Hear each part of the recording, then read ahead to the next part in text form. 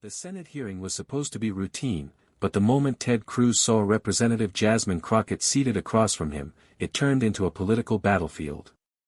Cameras were rolling, journalists were waiting, and the tension was thick enough to cut with a knife. Cruz leaned forward, his voice sharp, interrupting Crockett almost immediately as she began her opening remarks. "That's not the point, Congresswoman," he snapped, raising his hand dismissively. Crockett barely flinched, but the look in her eyes said she was taking note. When she tried again, he cut her off a second time, louder, more forceful, trying to control the floor. Each interruption grew more impatient. By the third and fourth time, murmurs spread across the room.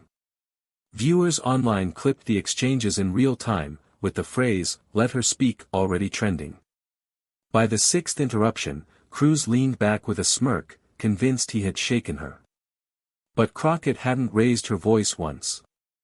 She waited, calm and collected, until he finally finished his rant. Then, with precision timing, she leaned into her mic. "Senator Cruz, I've let you talk over me 6 times now. And every single time, you've avoided the facts because you can't handle them. If you're so afraid of what I'm about to say, maybe it's because the truth doesn't serve you, it exposes you." The room froze. Even Cruz's allies shifted uncomfortably. Crockett pulled out a folder, laying down documents one by one. Each page backed up her argument with irrefutable evidence. The hearing that Cruz thought he could dominate had suddenly turned into his undoing. The final blow came when she delivered her closing line, "You can cut me off 6 times, Senator. But on the 7th, the truth cuts you off permanently." The chamber erupted in gasps. Reporters rushed to post headlines, and within minutes, the clip went viral. Hashtags exploded across social media, hashtag Crockett Clapback and hashtag Cruz Cut Off. By the end of the night, Cruz's aggressive interruptions were overshadowed by Crockett's composure and her devastating clapback. He had tried to silence her, but she walked away with the spotlight, leaving him in the shadows of his own failed tactics.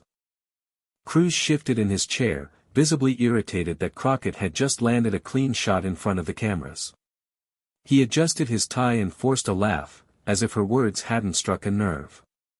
But the silence in the room told another story. Everyone was waiting for her to continue. Instead of raising her voice, Crockett leaned forward with a calm, steady tone. "This hearing isn't about personalities, Senator. It's about accountability. And if you think interrupting me 6 times will make the facts disappear, you're wrong." A ripple of murmurs spread across the chamber. Some of Cruz's allies tried to interject, but the chair reminded everyone that Crockett had the floor. Cameras zoomed in on Cruz's face, his smirk had faded, replaced with a clenched jaw. Then, Crockett pulled out the first set of documents. "These are official records," she said firmly, "and every word here is verified. The American people deserve clarity, not theatrics." Cruz opened his mouth as if to cut her off again, but this time he didn't. For the first time all day, he stayed silent. The room grew tense as Crockett spread the documents across the table. Each page was angled so that the cameras could capture them clearly. Reporters scribbled notes, and flashes went off as photographers leaned forward. "Here's what the senator doesn't want the public to see," Crockett declared. Her voice was steady, but every word carried weight. She pointed to the highlighted section. "This record shows exactly where the inconsistencies lie. And it's not my argument that's weak, it's his defense that's collapsing." Cruz shifted uncomfortably, running his hand across his forehead. He tried to look unfazed, but his body language betrayed him. His eyes darted toward the cameras, then back to the papers, realizing the moment was slipping out of his control. The audience inside the chamber, staffers, aides, and a few members of the press, leaned in closer. It wasn't just Crockett's evidence that stunned them. It was the way she delivered it, calm, precise, and impossible to dismiss. "You've interrupted me 6 times, Senator," she continued, locking her gaze on him. "Now I'm the one making sure the American people hear this once, and clearly." Crockett flipped to the next document, sliding it forward so the cameras captured every word.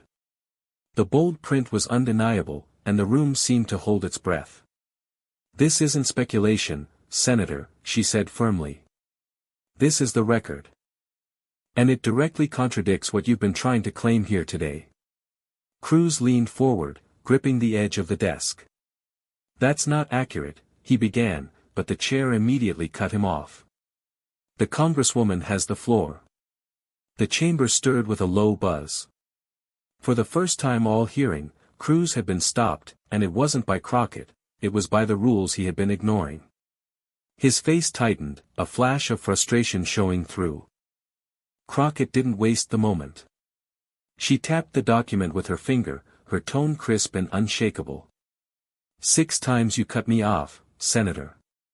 But this paper right here does what you can't, it speaks the truth without interruption." Gasps and murmurs rippled through the room.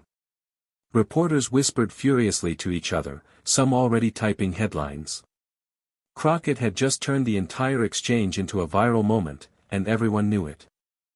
Crockett held up the next sheet, her composure steady, her words deliberate. "This isn't about silencing me, Senator. It's about silencing the facts. And no matter how many times you cut me off, the facts don't disappear." The chamber was silent except for the rapid clicking of journalists' keyboards. Cruz leaned back, forcing a smirk that looked more like a grimace. His allies shifted uncomfortably, clearly debating whether to intervene, but none dared. Crockett had seized total control of the moment. "You see," she continued, glancing briefly at the cameras, "when someone interrupts 6 times, it's not confidence, it's fear. Fear that the truth will break through. And today, Senator, it already has." Cruz's face reddened. He shuffled his notes, pretending to search for a counterpoint, but his silence only made Crockett's words echo louder. Reporters exchanged knowing glances. This was no longer Cruz's hearing. It was Crockett's stage, and she was dismantling him one sentence at a time. Crockett calmly slid the final document across the table, her movements slow and deliberate. The cameras zoomed in as the bold headline became visible to the audience. Gasps could be heard from the back of the chamber. "This," she said, tapping the page with her finger, "is the piece of evidence that ties it all together. And it leaves no room for denial." Cruz leaned forward, his jaw tight, eyes narrowing at the document. He opened his mouth, then closed it again, as if realizing any interruption now would only make things worse. Crockett seized the silence. "Senator Cruz, you've spent this entire hearing trying to drown me out. 6 times you tried to cut me off. But this record proves exactly why you were so desperate. Because once the truth comes out, your argument collapses." The chamber erupted with murmurs, reporters scribbling frantically. Even Cruz's closest allies looked away, unwilling to defend him. Crockett's tone sharpened. "You can interrupt me, Senator. But you cannot interrupt reality. And reality is staring you in the face right now." The room froze. Cruz's silence said more than any outburst ever could. The air in the chamber was electric. Cruz sat stiffly, his hands clenched together, while Crockett leaned slightly closer to the microphone. Her calmness contrasted sharply with his visible frustration. "Senator," she began slowly, her voice carrying across the room, "you thought cutting me off would weaken my case. But in doing so, you revealed your own fear of it. 6 interruptions, and still, here I am, standing on facts while you scramble for excuses." A ripple of laughter and applause broke out from the audience before the chair quickly called for order. But the damage was done, the momentum was entirely in Crockett's favor. She held up the final page one more time. "This is what you can't silence. You can mock, you can interrupt, you can shout me down. But the truth doesn't bend to interruptions, it exposes them." Cruz tried to interject, his voice rising with irritation, but Crockett raised her hand slightly and delivered the line that would echo across headlines. "Senator Cruz, the difference between us is simple, you need to talk over me to feel powerful. I only need one sentence to end your argument." The chamber went still. Cameras flashed. Reporters froze, then dove into their laptops to capture the words that were already destined to go viral. Cruz's face dropped, his silence louder than any defense he could muster. Crockett leaned back, her point made. The moment was hers, and everyone knew it. Outside the chamber, the moment spread like wildfire.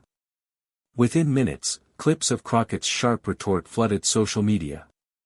One video, captioned, "Crockett shuts Cruz down in one line," hit 1 million views before the hearing even ended. News anchors interrupted live broadcasts to replay the exchange. Commentators called it the line that froze the Senate, while others labeled it the most humiliating silence of Cruz's career. On Twitter, hashtags exploded, hashtag Crockett Clapback, hashtag Cruz shutdown, and hashtag Let Her Speak trended simultaneously. Users posted side-by-side photos, Cruz mid-interruption, red-faced and fuming, versus Crockett calm and collected, holding up the documents with a steady hand. Even late-night talk show hosts picked it up, teasing that Cruz talked 6 times too many, and Crockett only needed 7 words to finish him.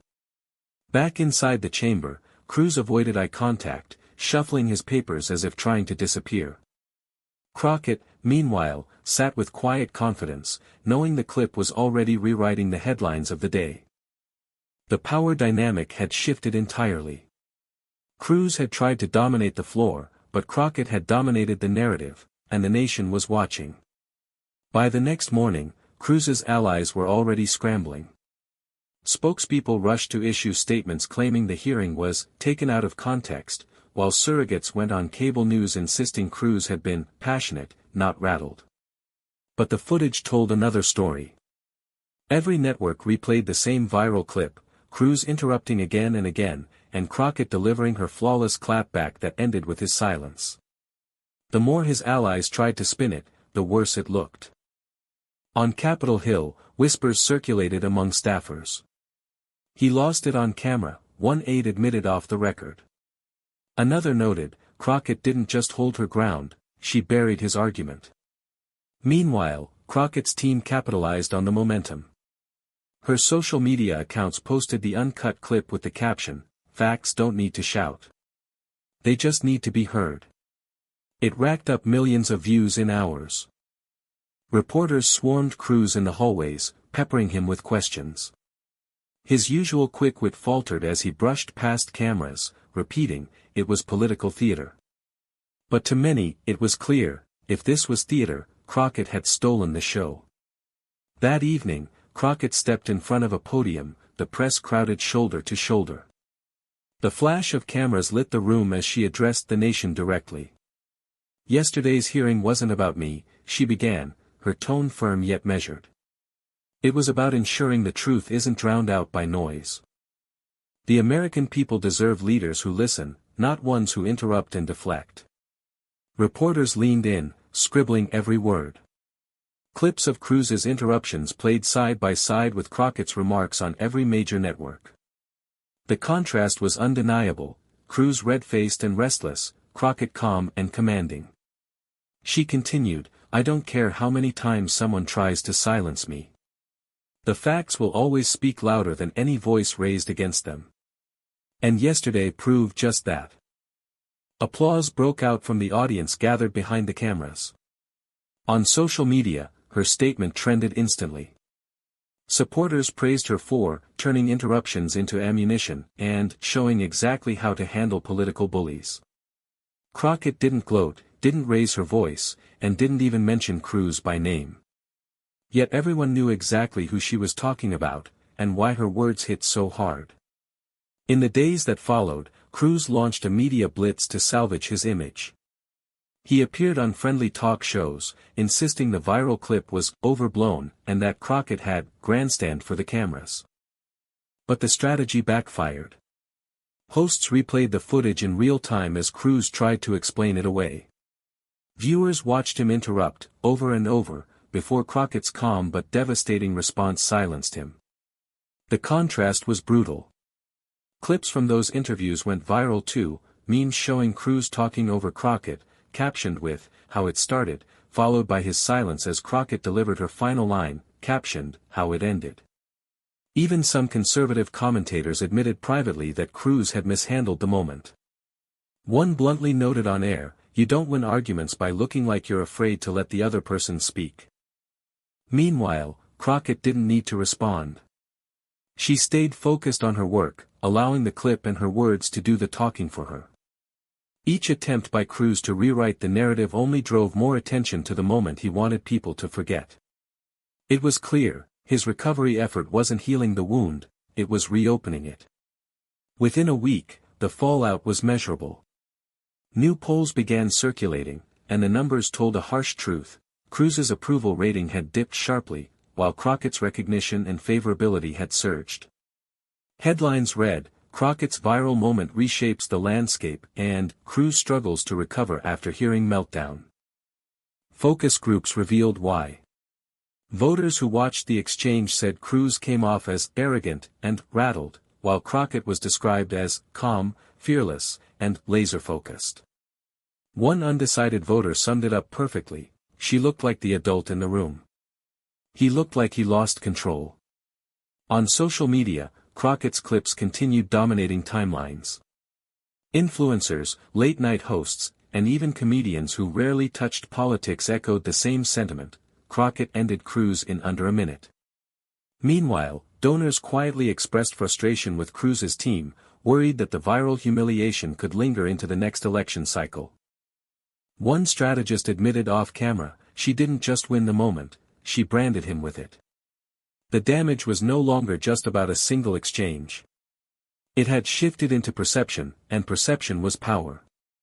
Under mounting pressure, Cruz scheduled a live press conference, hoping to put the controversy to rest once and for all. His team promised he would set the record straight and take control of the narrative. The room was packed with reporters, cameras lined shoulder to shoulder. Cruz stepped up to the podium, visibly tense but trying to project confidence. "What happened in that hearing," he began, "was nothing more than political theater. I wasn't silencing anyone, I was defending the truth." But the reporters weren't buying it. The first question came sharp: "Senator, if you weren't silencing her, why did you interrupt Representative Crockett 6 times before she finished a single point?" Cruz faltered, stumbling over his response. He attempted to laugh it off, saying interruptions were normal in heated debates, but the footage played on screens behind him told another story. The clip rolled silently, his repeated interruptions, followed by Crockett's calm clapback that left him frozen. The room erupted with more questions. Was it fear of what she had to say? Do you regret how you handled that exchange? Why do you think this moment resonated so strongly with the public? Cruz's answers grew shorter, more defensive. He snapped at one reporter before quickly trying to regain composure. But the cameras caught it all, and within minutes, headlines blared: Cruz press conference spirals, and Crockett clip overshadows Cruz again. What was meant to be his comeback moment had only cemented the damage. As Cruz's press conference unraveled across every news channel, Jasmine Crockett stood miles away at a community event, speaking to a packed hall of supporters. She wasn't even watching his attempt to recover, because she didn't need to. The moment was already hers. When asked by a reporter about Cruz's comments, Crockett smiled calmly. "I don't have time to relive his excuses," she said. "I have time to serve the people who sent me here. That's the difference between us." The crowd erupted in applause, and the clip of her response instantly spread online. Commentators praised her restraint. She didn't gloat, didn't linger on the viral clash, but her words cut deeper than any direct attack. Social media crowned her the clear winner. Memes, headlines, and late-night jokes all told the same story. Ted Cruz had tried to silence her 6 times, but Jasmine Crockett needed only one clapback to silence him forever. By the end of the week, the narrative was set in stone. Cruz was remembered for losing control. Crockett was remembered for holding her ground with grace and fire. And that single exchange became the defining political showdown of the season, one that ended with Cruz diminished and Crockett elevated to a new level of national influence. Her final words to the public sealed it: "You don't win by shouting the loudest. You win by standing on the truth, and letting it speak for itself. The chamber may have been Cruz's arena, but the victory belonged to Crockett. Instantly. Completely. Permanently. The aftermath stretched far beyond a single viral clip. Editorials poured in from every corner of the media world, with one headline summing it up best: Cruz talked. Crockett led. In Washington, colleagues began to whisper that Cruz had lost his footing, while Crockett was praised for her discipline and precision. Invitations for her to speak at national forums and primetime interviews flooded in, each platform eager to showcase the woman who stood calm against the storm and won. Meanwhile, Cruz avoided the spotlight. His usual firebrand persona had been overshadowed by the image of him being silenced, an image that no spin could erase.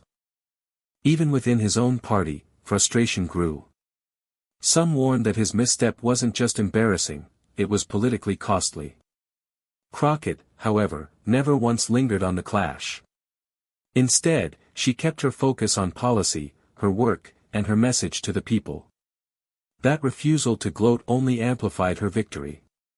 The legacy of the showdown was clear: Ted Cruz had tried to dominate with interruptions, but Jasmine Crockett had ended him with truth.